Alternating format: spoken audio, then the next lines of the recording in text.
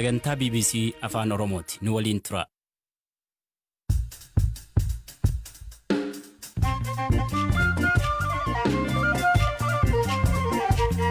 Akka mooltan dhaggeeffattoota keenya sagantaa raadiyoo BBC afaan Oromoo eegaleera. Dhimmoota gurguddoo qabanne keessaa mootummaan Itiyoophiyaa fi TPLF mariif kan ta'an yoo ta'e gamtaan Afrikaa araarsuu danda'a kan jedhu irratti yaada xiinxaltoota.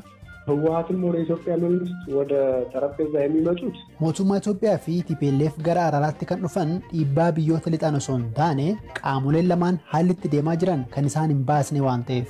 Daangaa Itoophiyaa fi Keeniyaa magaalaa Mooyyaleetti gatiin shilingii Keeniyaa ol ka'uun jireenya lammiilee Itoophiyaa hammeessu.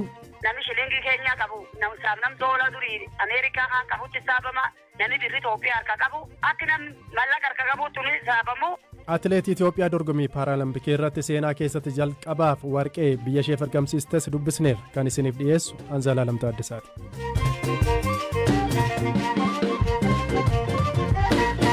Ka jalqabaatiin Ameerikaan ibsa har'a kenniteen hanga ammaatti namootni 122 ta'an Afgaanistaanii bahuu ibsite.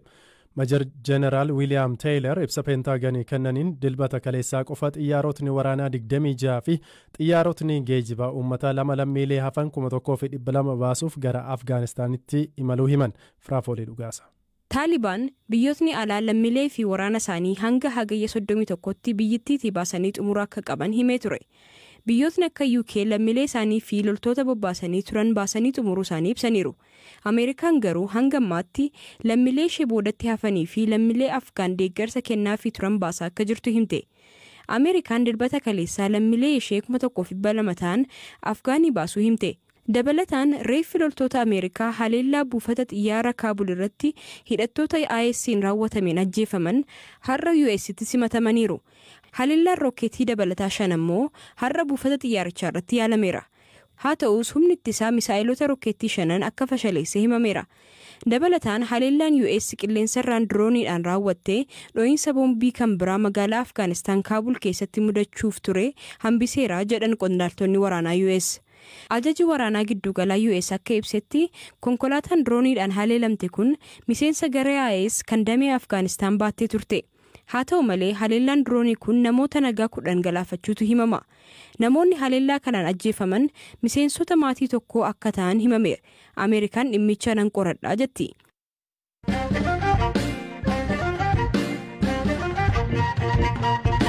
Tigist Gazaayin dorgommii Paaralampikiin Itoophiyaaf warqee argamsiisuun seenaa haaraa hojjette. Meedaaliyaan warqee atileet Tigistiin argame hirmaannaa dorgommii Paaralampikiin Itoophiyaan seenaa keessatti isa jalqabaati. Dorgommii Paaralampikii baranaa irratti atileetonni 3 Itoophiyaa bakka bu'uun hirmaachaa jiru. Tigist qabxii argatte kanaan baay'ee akka gammadde waayila koo ammayyootti anaatti himte. Baay'ee gammadeera. Kana jedhee dubbachuu hin danda'u. Dorgommii isa gulaalaa irraa kan hafe dorgommii Paaralampikii akkanaa irratti yommuu hirmaadhu kan jalqabaa kooti. Kanaan ammoo biyya koof warqee galmeessuu kootiin gammadeera. Dorgommii T13 jedhamu irratti hirmaadhe. Dorgommiin kun namoota qaroon isaanii guutummaa guutuutti fayyummaa hin qabne yookaan rakkoo ijaa nama qabuuf kan qophaa'edha. Naannoo Amaaraa godina Shawaa Kaabaa bakka Illaan Qarsaa jedhamu keessatti kan dhalattee fi amma kilaba poolisii federaalaa jala kan jirtu Tigist ijoollummaarraa eegaltee fedhii fiigichaa akka qabdu himti. Dorgommii kanarratti Itoophiyaa bakka bu'uun dorgommii Paaralampikii irratti kan hirmaatan namoota 3 qofa turan.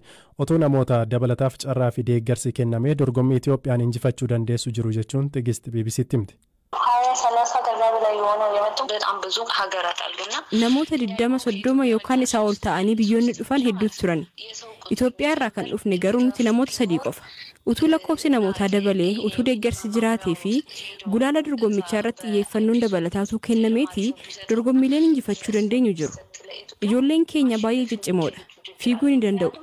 Kanaaf gara fuulduraatti utuu kana irratti ciminaan hojjetame deeggarsi dabalataa kennamee fi lakkoofsa hirmaattotaa atileetiksii qofaa irratti otoo hin taane ispoortii gosa kamii irratti iyyuu dabalamee hirmaachuu utuu dandeenye baay'ee gaariidha. Qabxii baay'ee gaarii galmeessuu dandeenya jedhee yaada.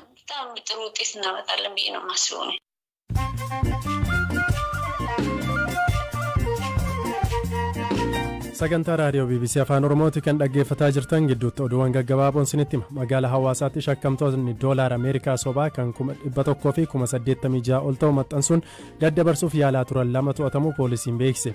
FBC'n akka gabaasetti shakkamtootni kunneen har'a waaree booda harkaaf harkatti to'atamuu koomishinarri koomishinii poolisii Sidaamaa koomishinar Abarraa Areeraa himaniiru.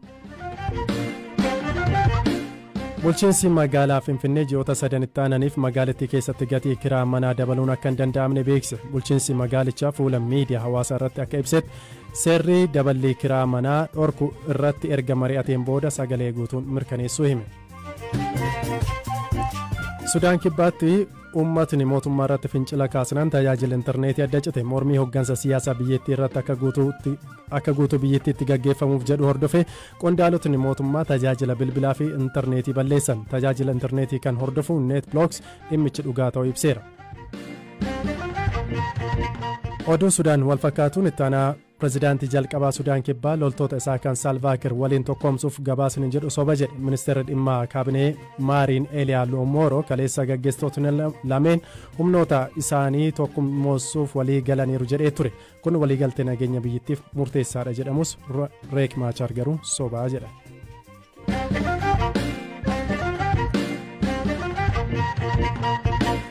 Ittaanutti yoo ceenu humnootni finciltoota naannoo Tigraay mootummaa federaalaa waliin wal waraanaa jiran TPLF gamtaa Afrikaa ni looga jechuun komatan.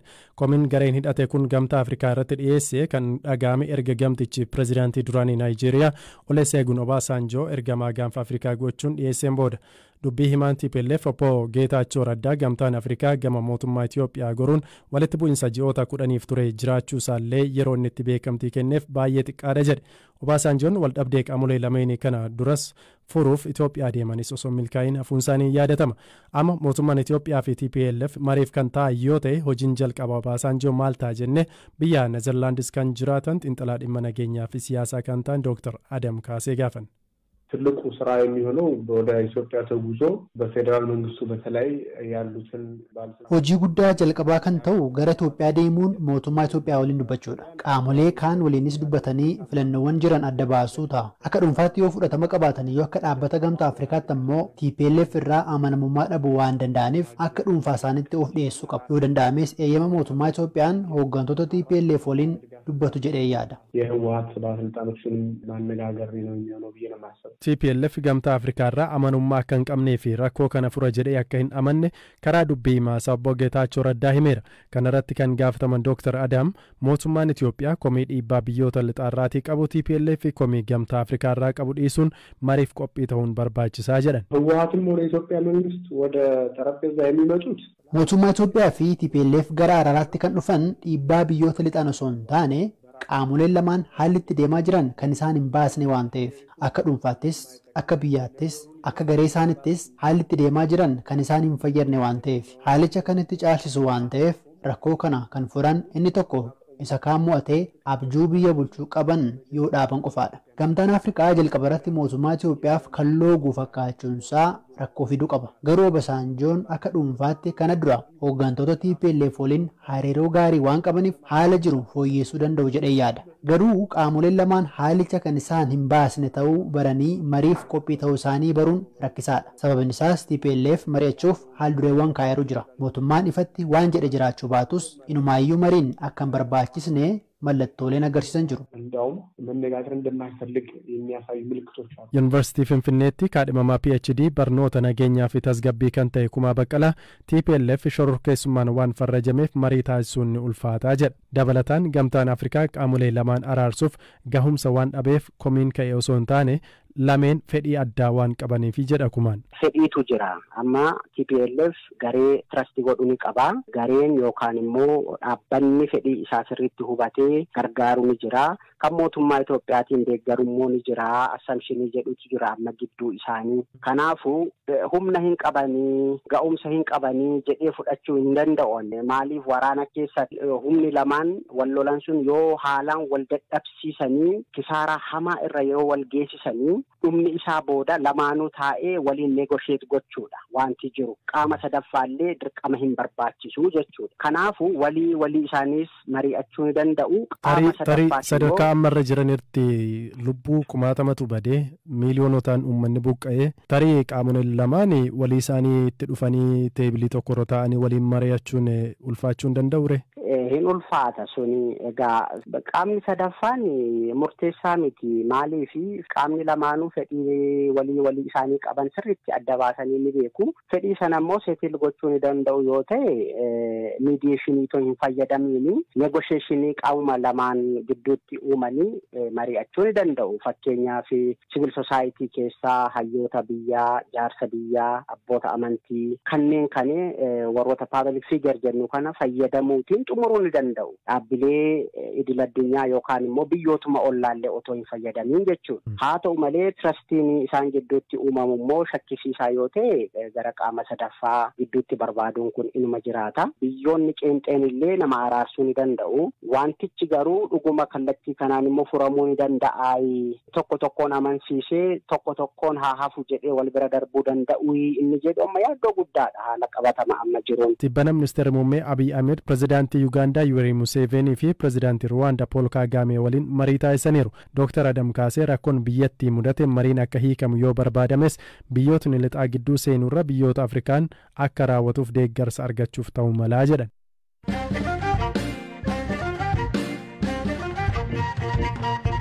Fiixee daangaa Itoophiyaa fi Keeniyaatti kan argaman bulchiinsa magaalaa Mooyalee fi aanaa Mooyalee keessa sochii dinagdee lammiilee Keeniyaa fi lammiilee Itoophiyaa hirmaachisetu adeemsifama.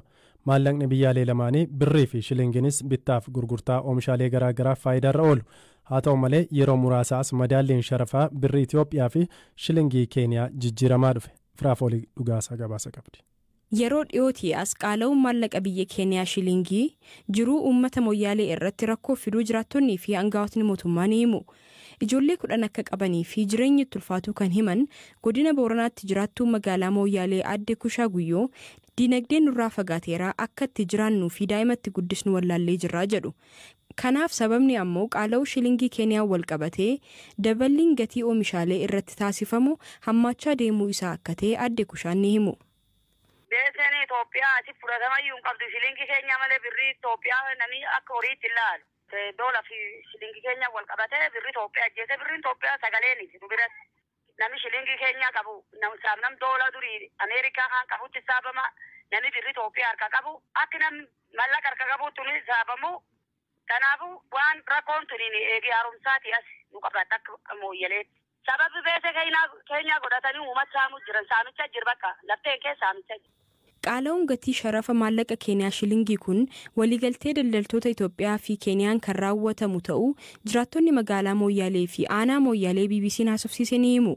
Bulchaan aanaa Mooyaalee obbo Turaa Malichaa gama isaaniitiin kun abbootiin qabeenyaa naannoo Somaalee fi Keeniyaa keessa jiran wal gurmeessuun raawwatamaa jiraachuu fi kun beekaa birriin keenya akka du'uuf hojjetamaa kan jiru malee waan biraa miti jechuun BBC'tti himaniiru. Wannichi kun waanta jedhanii godhuu jiran malee waan biraati miti. Abbootiin qabeenyaa keessumattiyyuu gama naannoo Keeniyaa jiraniif naannoo Somaalee jiran qaamni gurmaa tokko wal gurmeesse. Birriin keenya Itoophiyaa kun akkasiin duusta jedhanii waan hojjetame. Keessumattiyyuu wanni kun tokkoffaa seera qabeessummaa miti black market mataan isiitiyyuu. Daafuu waan kan qorannee jiru tokkoffaa shilingiin amma abba qabeenyaatti namni 2 namni 3 keessumattiyyuu naannoo Somaalee kan keessaati gamgaamboo ta'anii aganaatti cabsira arra ganaadhaan ooluu qabdi arra ganaatti gad bu'uu qabdi jedhanii murteessan abbumaan dhuunfaa shilingiin birriin Itoophiyaa armaata baankii beetii agitti cabta qabdi. Black market irratti ammoo baankii beetii jiruudhaan faallaa ta'e. Kan jechuun mootummaan taa'ee murteessuu hin ta'inu abba dhuunfaatti iyyuu taa'ee murteessee ara birrii Itoophiyaa ijjeessa. Walli Itoophiyaa birriin Itoophiyaa kun akkana taa'uuftaa jedhee asitti hojjetu jira beekte.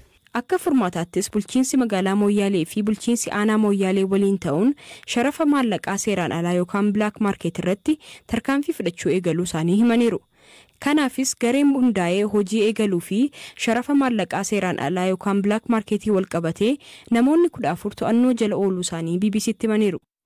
Kabajamtoota dhaggeeffattoota keenya sagantaa raadiyoo BBC Afaan Oromoo Keeniyaa magaalaa Naayiroobii irraatii isiniif darbu asumarratti xumureeti kan jiru kan isiniif dhiyeessan Zalaalam Taaddisaan ture saganticha kan qopheessite immoo Firaafoolii Dhugaasaati odeessaalee kan marsariitii keenya irraatii argachuu ni dandeessu boor sa'aatii wal fakkaataan hanga walitti deebinutti yeroo gaarii isiniitiif hawwina turtii gaarii.